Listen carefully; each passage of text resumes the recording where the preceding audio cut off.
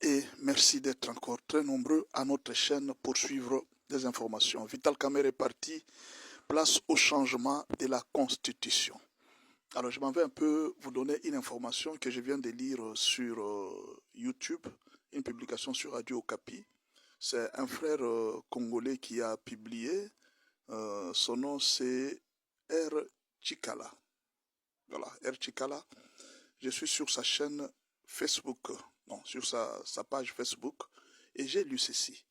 Et voilà la photo que je vous ai mis là. Je vous lis d'abord ce qu'il a publié.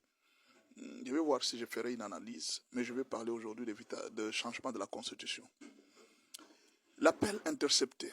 Quand l'honorable Peter Kazadi sauva la République, dans les coulisses de la vie politique congolaise, certains actes de bravoure demeurent méconnus du grand public.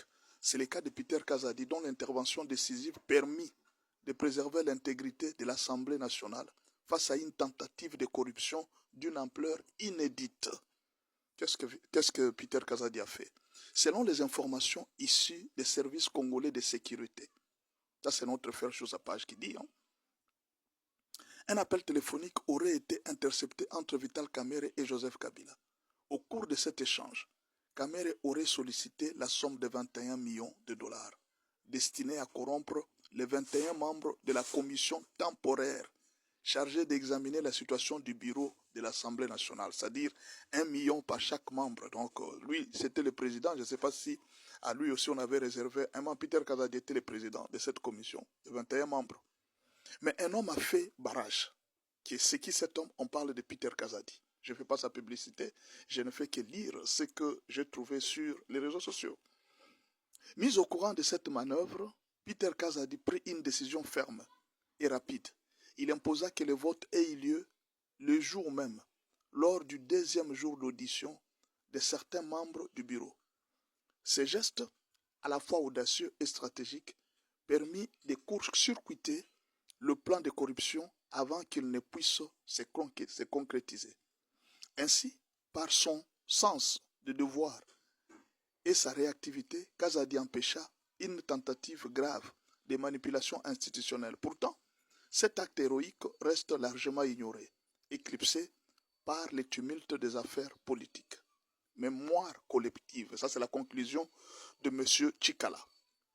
Il est temps que la mémoire collective reconnaisse ces moments comme un sursaut de dignité républicaine, car ce jour-là, Peter n'a pas seulement sauvé un vote, il a défendu l'honneur de la République. Je ne sais pas quelle relation M. Chikala a avec Peter Kazadi. Est-ce qu'il est membre de son parti? Est-ce qu'ils sont frères? Pourquoi il a écrit ça? Voulait-il la reconnaissance de... Ou bien alors lui aussi est patriote, comme nous autres? Il est en train juste de dire quelque chose qui est normal.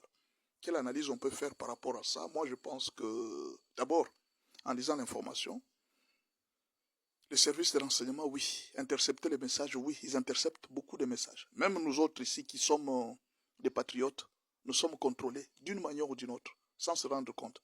On veut toujours savoir comment cet homme qui parle de la politique est informé de certaines choses. Mais alors on cherche à savoir d'où il tire les informations. Alors on contrôle tout appel. Mais on ne vous dira pas, vous ne saurez jamais. Le jour où vous allez faire une erreur de communiquer avec tel, c'est alors qu'on va voir la police devant vous. Et alors, il est possible que beaucoup de choses qu'on a reprochées à Kamerhe n'est pas seulement cette gestion opaque. Il y a peut-être aussi certains contacts que Joseph Kamerhe aurait pris avec des gens de l'extérieur. C'est possible. En tout cas, c'est possible.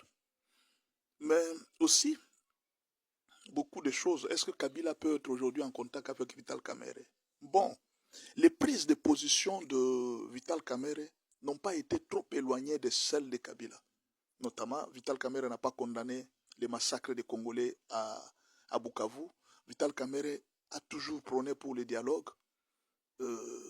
Vital Kamerhe n'a pas apprécié les deals entre la RDC et les États-Unis.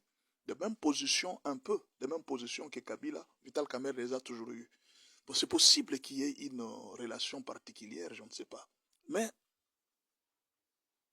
je veux revenir sur les problèmes profonds, ou même l'avantage du départ de Vital Kamerhe. C'est le changement de la Constitution.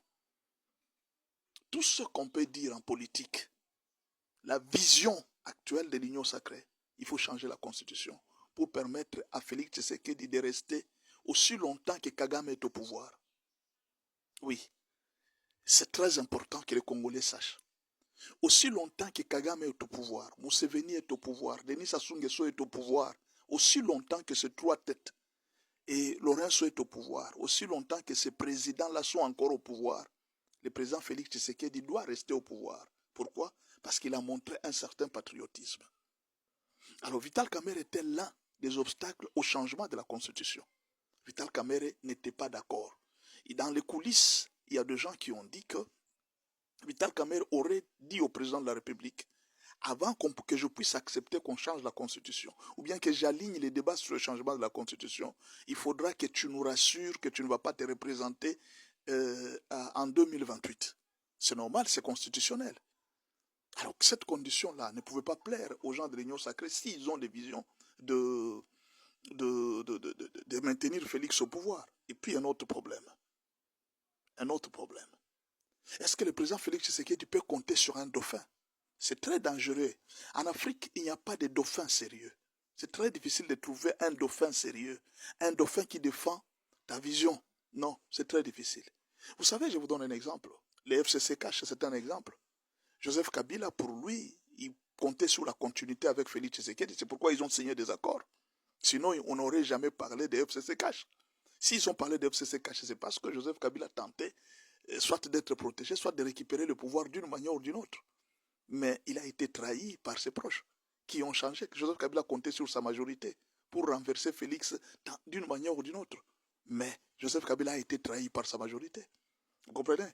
Ce qui fait que même s'il mettait un dauphin, Shadari pourrait, à un moment, quand Shadari se sent coincé, il pouvait un jour renverser la tendance. C'est-à-dire, quand vous êtes président, c'est fini. Vous pouvez changer la tendance. C'est ce que le président Félix Tshisekedi a fait. Mais son dauphin aussi peut lui faire la même chose. Les dauphins peuvent venir, il s'entend avec des Américains, on lui propose autre chose que ce que son maître propose. Mais finalement, il change. D'où il n'y a pas quelque chose qui rassure que si vous choisissez un dauphin, ce dauphin va nécessairement continuer votre vision. C'est très difficile. On a vu aujourd'hui au Sénégal, celui qui était plus populaire, c'était Sonko. Mais Sonko a laissé à son frère ou à son demi-frère d'être à sa place parce qu'il craignait qu'on puisse lui refuser la candidature et ils auraient perdu. Et son frère est devenu président, l'actuel président sénégalais. C'est le frère de Sonko. Il l'a laissé devenir président. Et il est devenu président. Mais à un moment, vous allez sentir qu'il y avait des problèmes entre eux. L'actuel président ne respectait plus ce que Sonko voulait. Vous comprenez? Ce qui fait que cette histoire de dauphinat, je ne sais pas si le mot existe, en Afrique, n'est pas quelque chose qui est très sûr. Et aujourd'hui, Félix Tshisekedi, si il quitte le pouvoir, il signe sa mort. Ça, vous devez le savoir. Le changement de la Constitution, c'est question de vie ou de mort de Félix Tshisekedi. Parce qu'à l'heure actuelle, il faut reconnaître, Félix Tshisekedi a multiplié un grand nombre d'ennemis. De sorte que le jour où il va quitter le pouvoir, il sera sans protection. Le président Félix Tshisekedi pourra être traqué, arrêté et même tué. Vous le savez. Ce qui fait que, pour ne pas mourir si tôt, avec Kagame au pouvoir, Denis Sassou Nguesso au pouvoir, si Kagame quittait le pouvoir, c'est mieux, mais Kagame va jusqu'en 2034. Vous comprenez un peu? Kagame va jusqu'en 2034. Il pourra se venger contre lui à n'importe quel moment. Il sera vulnérable. Par exemple, aujourd'hui, Kabila est vulnérable. Il n'a plus la même sécurité qu'il avait avant. Kabila vit aujourd'hui de la sécurité des pays comme la Namibie, l'Afrique du Sud, ou même ces pays qui le reçoivent, le Kenya. Mais en réalité, Kabila n'a plus de sécurité. Il est devenu vulnérable. Si aujourd'hui même Kagame veut le tuer, il va le tuer facilement. Vous comprenez? Ce qui fait que quand on quitte le pouvoir, beaucoup de protections sont parties. Alors, Félix Tshisekedi ne veut pas s'hasarder de laisser le pouvoir comme ça. Ce qui fait que le départ de Vital Kamerhe pourra être la source du changement de la Constitution. Et je ne crois pas que dans les jours qui viennent, je vois Félix Tshisekedi quitter le pouvoir. Non, je ne crois pas. Personnellement, ça c'est une analyse que j'ai faite. Quand on a évincé Kamerhe, quelles que soient les raisons qu'on va amener, Kamerhe était en contact avec Kabila, Kamerhe était M23, tout ce qu'on va amener. L'objectif au moins, c'est d'atteindre une seule chose, qu'on change la Constitution.